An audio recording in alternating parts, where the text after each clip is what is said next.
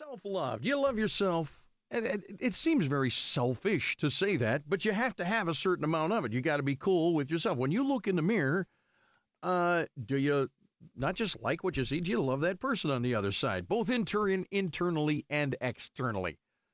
Do you like who you've become, who you were becoming? Now, we're not talking self-esteem. There's a little difference here, and Doc Braccio is going to explain how all of that fits together and why it's important. Dr. John Braccio, Regional Psychological Services, our What's Up, Doc segment for a Tuesday. Hey, Doc Braccio, what's up, Doc? Good morning.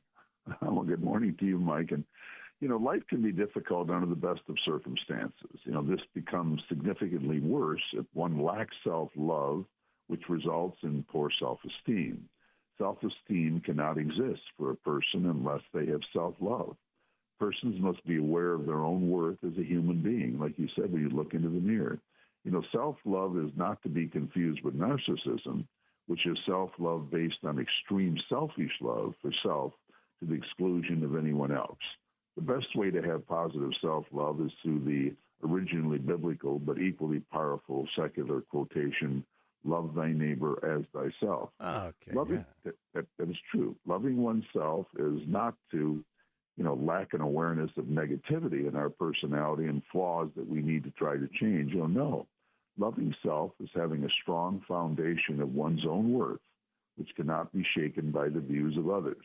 Persons must give credence to their own positive feelings about self. And persons with good self-love will always be in the best position to make good choices with whom they associate, whether it be choosing friends, romantic partners, relationships in general, and with anyone they interact. And interactions with people will be based on having respect and love for self and being able to set up boundaries for these persons.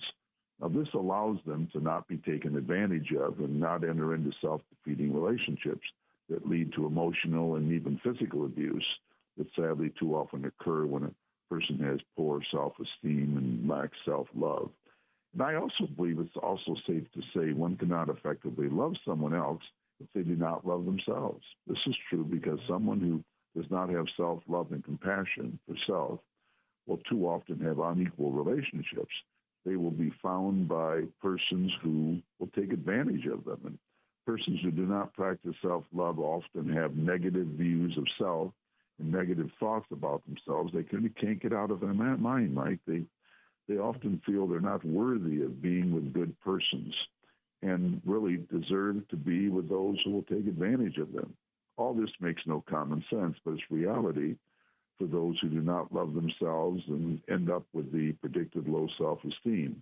And persons with low self-esteem also tend to suffer from sometimes severe cases of anxiety and depression. So what do? Well, ways to develop good self-love would include compassion for self, practicing self-care, letting go of past mistakes, accepting personal flaws and trying to overcome them, setting up healthy boundaries in all relationships, be appreciative of those who have been helpful and really accept that that's a form of love for you, and then devastate, get completely kick out the inner critic that constantly feeds you negative thoughts about yourself and positive thoughts, and celebrate the many accomplishments you've had and think positively with self-love thoughts about yourself as you are really on the road to self-improvement as best you can. And if you have problems doing this, and it can be difficult, seeking out a therapist to help you can really be helpful. But if you don't have self-love and you don't really care for yourself, boy, you really run the risk of running into people that are going to take advantage of you and not treat you well, Mike. It can be a real problem. Well, I'm expecting a big caffeine buzz here in a few minutes because I've said to myself, every time Doc says self, I'm going to take a drink of coffee. That is crazy. This is a delicate balance, though, isn't it? Because, as you said, if you have low self-esteem, okay, and it brings on anxiety and depression, well, then you got to kick that. Self-love, though, if you go too far the other direction, then you are kind of a narcissist. Well, that is true. It's like most things in life. You try to get a good balance. The problem is if you don't love yourself and you really don't respect yourself, you run the risk of others running over you, taking advantage of you, and you're always giving in, like you're really not worthy.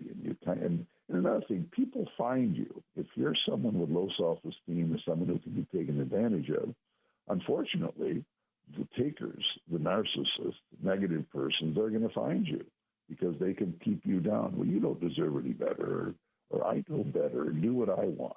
Or there you go again, trying to think for yourself. So you have to really be working on loving and caring for yourself. But there is the line. You're right. And this is the thing about narcissism. But you have to realize that getting that summum bonum, Aristotle's golden mean, is really important. But you're going to find, if you look, people in really bad relationships consistently, they don't love themselves. You may think of them, they overlove or call it what you will, but they don't get the right percentage in the relationship. I've always said if each person gives 60%, each person ends up with 100. If each are doing that. In interactions, if you allow people to treat you badly, say bad things about you, take advantage of you, then you're not practicing self-love and self-compassion. You're basically not loving yourself. And when you're in those situations, even if you don't know how to get out of it, those negative thoughts will lead to, very predictably, to anxiety and depression and general unhappiness for you. So it's a balancing act. But if you do respect and care for yourself, you're going to have boundaries. You're going to have good relationships because you're not going to be around people that take advantage of you and treat you poorly. You'll be around peers, people that are like you and people that are respectful of you and you're respectful of them. It doesn't matter whether it's a loving relationship, in terms of a romantic relationship, or if it's a business relationship, if it's just general friendship relationship. It's really very, very important. Like, and if you're in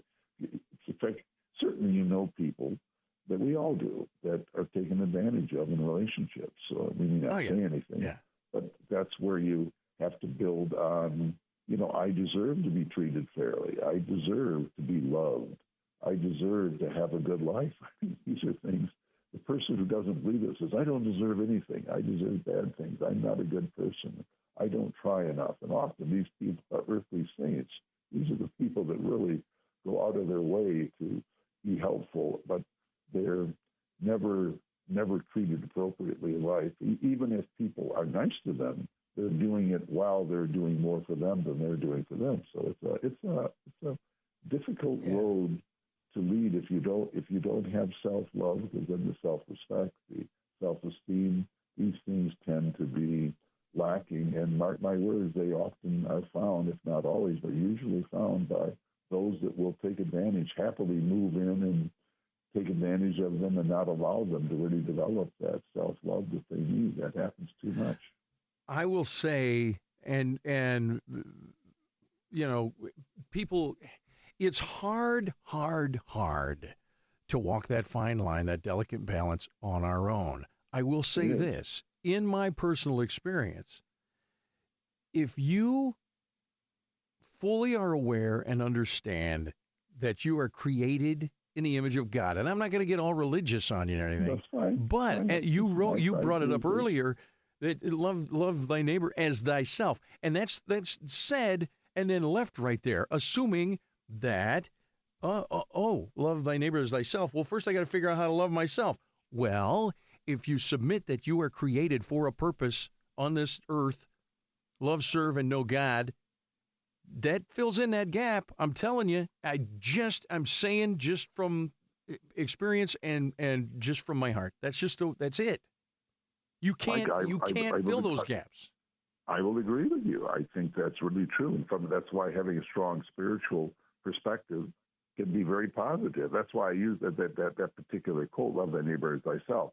It obviously is a biblical quote, but it's also a good secular, good way to lead a life. But yes, another thing too, when fitting into your point, you can really learn more your true purpose in life if you love yourself and you really see a purpose for being out there. Not just to be a servant or not to be a doormat or not someone to be taken advantage of, but somebody that is loving and caring and really, as you're saying, if your belief is, paving the road for the next life of your eternity. If you have religious beliefs, it can be very strong. But even if you do not, the road of life is going to be much better if you have boundaries and you actually expect and even demand to be treated fairly, and you're going to give the same level of treatment and respect to someone else. Yeah, these are important things in life. Yes, Doc Braccio.